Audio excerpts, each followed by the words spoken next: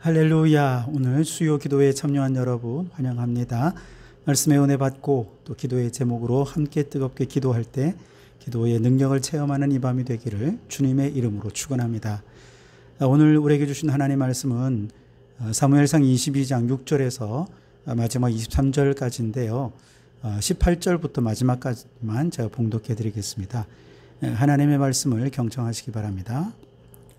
왕이 도액에게 이르되 너는 돌아가서 제사장들을 죽이라 하며 에돔 사람 도액이 돌아가서 제사장들을 쳐서 그날에 세마포 에봇 입은 자 85명을 죽였고 제사장들의 성읍 노베 남녀와 아이들과 젖 먹는 자들과 소와 나귀와 양을 칼로 쳤더라.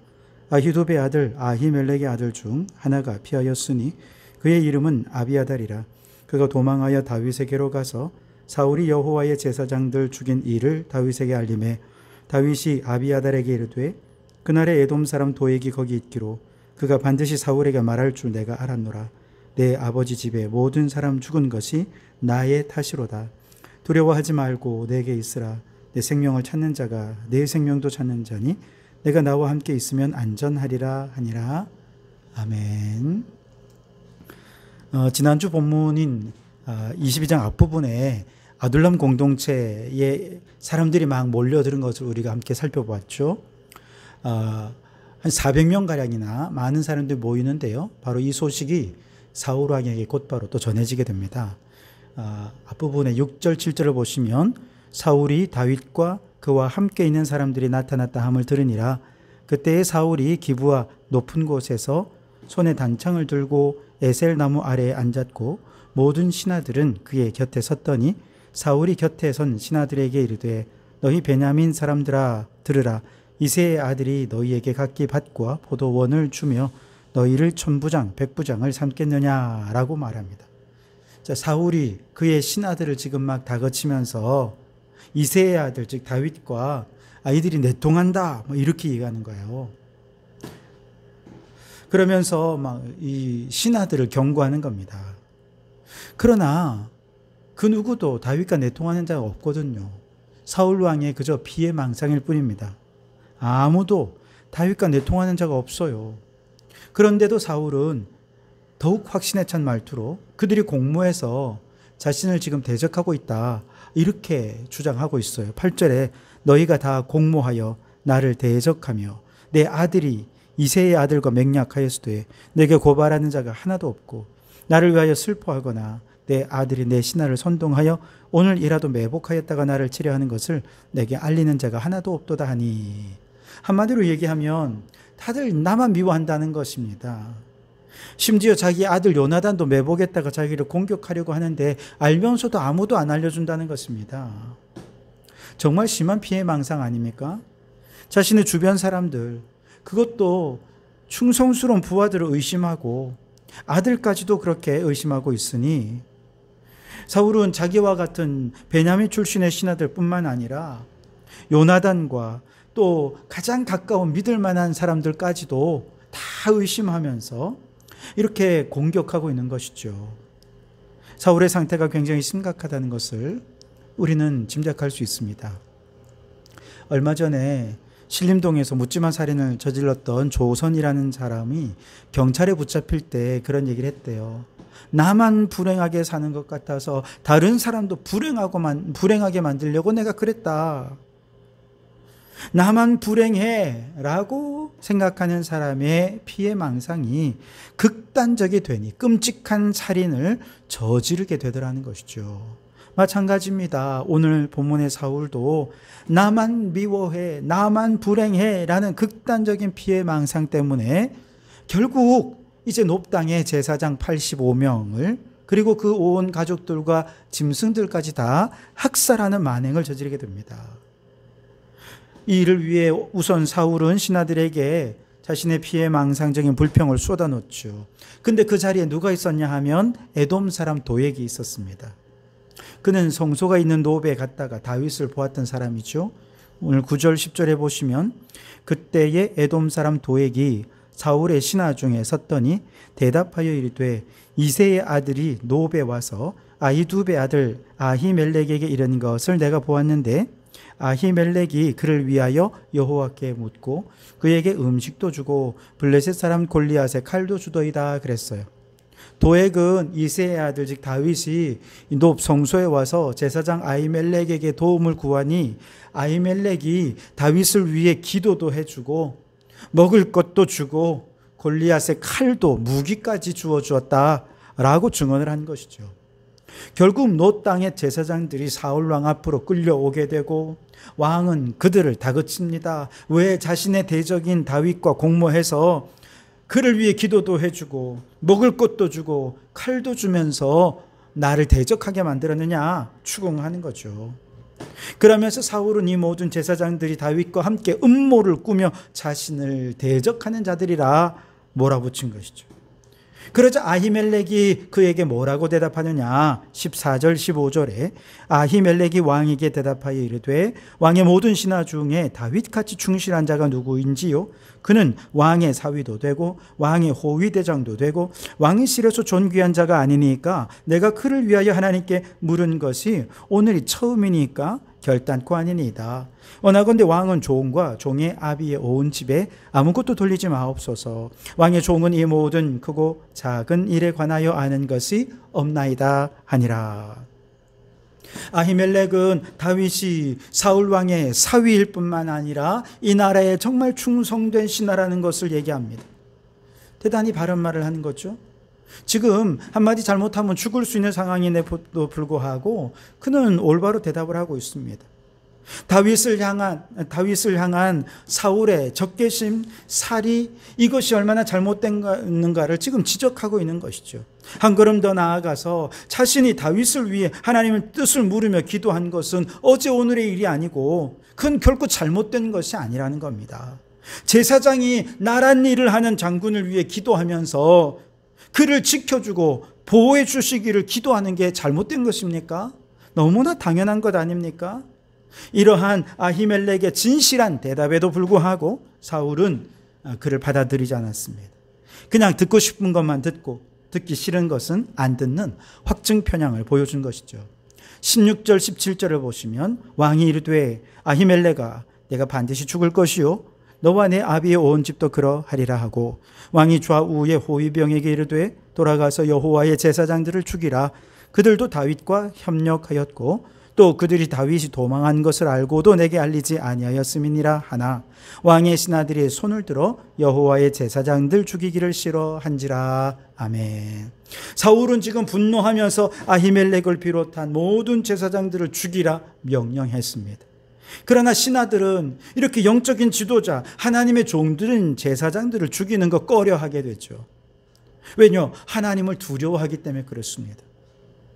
그래서 사울은 이방인이었던 도액에게 명령을 내리고 도액은 아무런 거리낌 없이 그 명령을 철저히 수행하게 됩니다.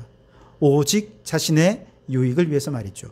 18절 19절에 왕이 도액에게 이르되 너는 돌아가서 제사장들을 죽이라 하매 에돔 사람 도액이 돌아가서 제사장들을 쳐서 그날에 세마포 에봇 입은 자 85명을 죽였고 제사장들의 성읍 노베 남녀와 아이들과 젖 먹는 자들과 소와 나귀와 양을 칼로 쳤더라 그랬습니다. 도액은 사울 왕의 명령을 받아 제사장 85명과 그 높 주민 전체를 모든 남자, 여자, 아이들 할 것 없이 가축들까지 다 죽입니다. 사울이 얼마나 잔인한지요. 기회주의자 도액이 잘못된 충성으로 인해 끔찍한 비극이 일어나게 된 것입니다. 사울 왕은 다윗을 도와준 아히멜렉과 제사장들을 처단했기에 왕권이 이제 더 안정되었다라고 생각했을 거예요. 그러나 사실은 더 반대가 되지 않았습니까? 왜 그랬을까요? 아히멜렉과 제사장들은 어떤 사람들입니까? 다윗을 위해, 왕을 위해, 나라를 위해 하나님께 묻는 자들, 기도하는 자들이었습니다.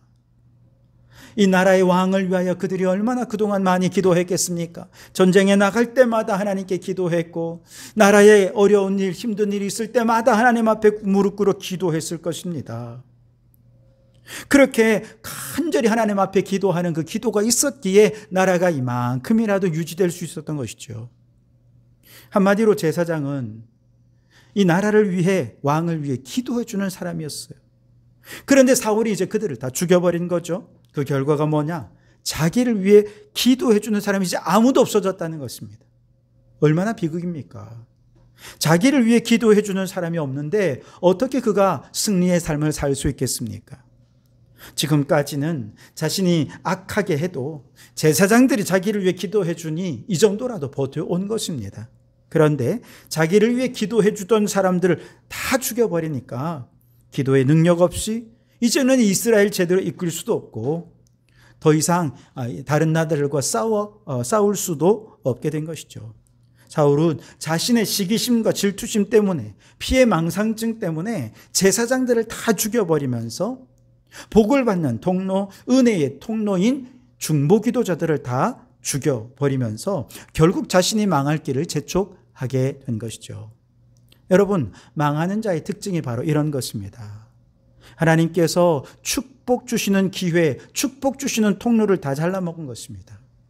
하나님은 목회자를 위해 성도들에게 복을 주십니다. 그러니 성도들은 목회자를 잘 섬기면 사실은 그것이 성도들에게 복을 받는 길입니다. 그런데 망하는 사람들은 목회자를 비난하고 목회자와 갈등을 일으키게 됩니다. 또한 하나님은 예배를 통해 복을 주십니다. 그런데 망하는 사람들은 예배를 아주 소홀히 여기게 되지요. 하인리히 법칙이라는 통계의 법칙이 있습니다. 1대 29대 300이라는 법칙인데요. 한 번의 큰 재난이 발생하기 전에 29번의 작은 재난이 발생하고 그 재난 이전에 300번의 사소한 징후들이 나타난다는 것이죠. 우리 신앙생활도 마찬가지입니다. 하루아침에 그 신앙이 무너져 내리지 않습니다. 한 번의 절망 이전에 29번의 작은 신앙의 위기가 발생한다는 것이죠. 그리고 그 29번의 신앙의 위기 이전에 300번의 사소한 위기들이 발생한다는 것이죠. 이처럼 수많은 크고 작은 위기로 인해 넘어져도 벌써 넘어져야 할 연약한 신앙이지만 그럼에도 불구하고 우리가 이만큼이라도 신앙을 버틸 수 있었던 것은 누군가 나를 위해 기도해 주는 사람이 있었기 때문이라는 겁니다. 그들이 기도로 무너지는 것을 막아주는 중보자들이었던 것이죠. 그러니 여러분을 위해 기도해 주시는 분들을 소중히 여기시기 바랍니다. 사울왕처럼 싹둑 잘라내면 결국 자신이 망하는 길입니다. 하나님의 축복의 길이 막혀버리는 것입니다. 반면에 나를 위해 기도해 주시는 목회자들, 기도대원들, 부모님들, 이웃들, 여러분 그들을 소중히 여기며 늘 감사한다면 하나님께서는 축복의 통로를 활짝 열어주셔서 기도의 능력으로 하늘의 복이 충만하게 해 주실 줄 믿습니다. 자, 그 다음에 20절, 21절을 보시면 아유두베 아들 아히멜렉의 아들 중 하나가 비하였으니 그의 이름은 아비아달이라. 그가 도망하여 다윗에게로 가서 사울이 여호와의 제사장들 죽인 일을 다윗에게 알림해 그랬습니다. 제사장들이 지금 사울 왕에 의해 학살당한 그 와중에 아히멜렉의 아들 가운데 아비아달이라는 이 한 사람이 겨우겨우 간신히 도망쳐서 다윗에게 와서 이것을 보고한 것이죠. 자, 그랬더니 다윗은 자신이 아히멜렉 가문 제사장 학살에 빌미를 제공했다는 사실을 인정합니다. 22절에 다윗이 아비아달에게 이르되 그날에 에돔 사람 도액이 거기 있기로 그가 반드시 사울에게 말할 줄 내가 알았노라. 내 아버지 집의 모든 사람 죽은 것이 나의 탓이로다. 그렇게 말했습니다. 다윗은요, 아히멜렉을 안 찾아갔었어야 됐는데 내가 거기가 안전지대인 줄 알고 거기를 찾아간 내 잘못이다. 골리앗의 칼을 달라고 내가 요청하지 말았었어야 됐는데 내가 그렇게 무리한 요청을 했구나. 내 실수다. 내 탓이다. 라고 인정한 것이죠. 근데 여러분, 자신의 잘못을 인정하고 자복하는 것은 모든 회개의 첫걸음입니다. 그리고 회개는 하나님과의 친밀한 관계에 나아가는 첫걸음이기도 하지요. 그런데 자신의 잘못을 인정하지 않으면 그 다음 단계 회개는 불가능합니다.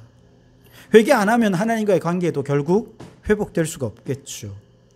다윗은 하나님 앞에서 자신의 잘못을 인정하고 시인했습니다. 물론 밧세바를 범했던 사건 때 그는 책임을 전가해서 우리아를 죽이는 일도 있었지만 그 양심이 견딜 수 없어서 그만 그 자리에 주저앉아 눈물로 회개한 일을 우리가 알고 있지 않습니까? 다윗은 그렇게 뒤늦게라도 회개할 줄 아는 사람이었어요. 그런데 이 사건에 있어서는 그가 깨달았을 때 곧바로 회개했습니다. 그런데 회개만 한 것이 아니라 회개한 자의 삶의 열매로서 아비아달을 내가 책임지겠다라고 약속해 주셨어요. 23절에 두려워하지 말고 내게 있으라. 내 생명을 찾는 자가 내 생명도 찾는 자니 내가 나와 함께 있으면 안전하리라 하니라. 어쩌면 아비아달은 다윗의 아킬레스건과 같은 존재일 수 있어요. 왜냐하면 아비아달을 통해서 그를 볼 때마다 자신의 실수가 생각이 나고 자신의 잘못한 것, 연약한 점이 너무 분명히 드러나기 때문에 웬만하면 좀 숨기고 싶은 그런 존재가 아비아달이었을지 모릅니다. 그런데 다윗은 내가 너 책임져 줄게 하면서 그를 품어 안고 그리고 그를 보호해 준 것입니다. 회개는 회개에 합당한 열매가 있어야 된다는 것이죠. 삭개오가 회개한 이후에 내 수유의 절반을 가난한 자들에게 주고 누군가에게 토색한 것이 있다면 네 배나 갚겠습니다 라고 하면서 회개에 합당한 열매가 나타났죠. 베드로도 예수님을 3번이나 모른다 부인한 이후에 달기 울 때 회개했습니다. 회개가 끝이 아니었죠.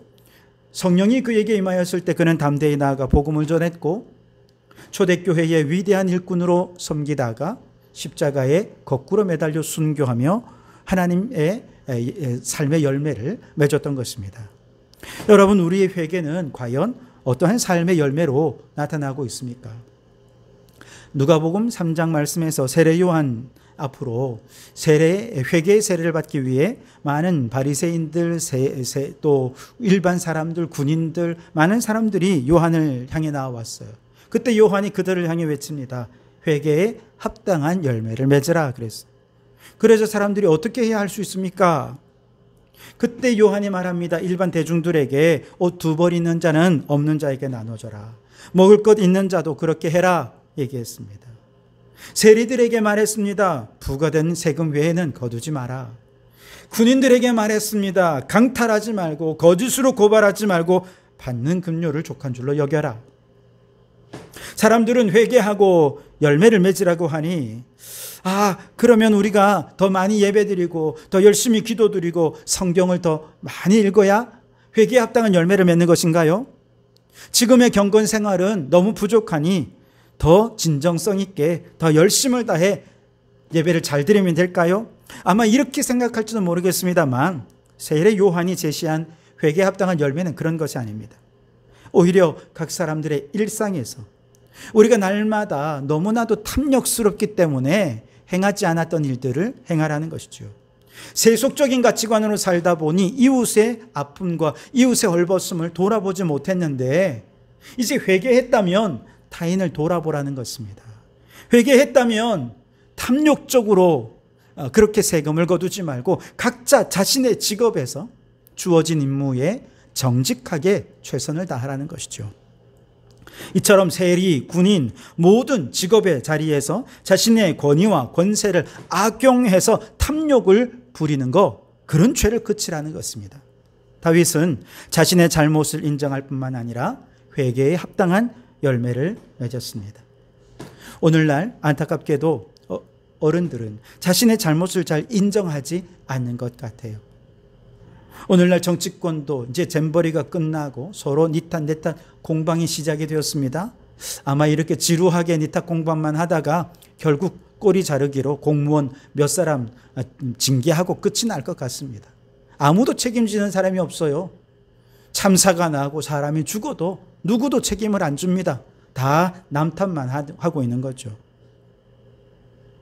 자신의 잘못을 주장하고 합리화하고 늘 다른 사람에게 책임을 전가하는 이런 어른들이 얼마나 부끄러운지 모르겠습니다. 그러나 여러분, 이렇게 신뢰를 잃어버린 이 시대에 적어도 우리 그리스도인들만이라도 다윗처럼 아니요, 내 탓입니다. 다 내 탓입니다. 라고 고백하고 회개에 합당한 구체적인 삶의 열매를 맺으며 살아가는 우리 성도들이 되시기를 주님의 이름으로 축원합니다. 기도하겠습니다. 오 주님, 사울왕이 높당의 제사장들을 학살한 것은 결국 자신을 위해 기도해 주던 중보자들의 싹을 잘라버린 것이고 멸망길을 재촉하는 것이었습니다. 주님, 나를 위해 중보하며 기도해 주는 이들로 인해 오늘 내가 있음을 알고 기도자들을 소중히 여기게 해 주옵소서. 자신의 실수를 인정하며 내 탓이오를 선포한 다윗은 아비아달을 책임지며 회개에 합당한 열매를 맺었습니다.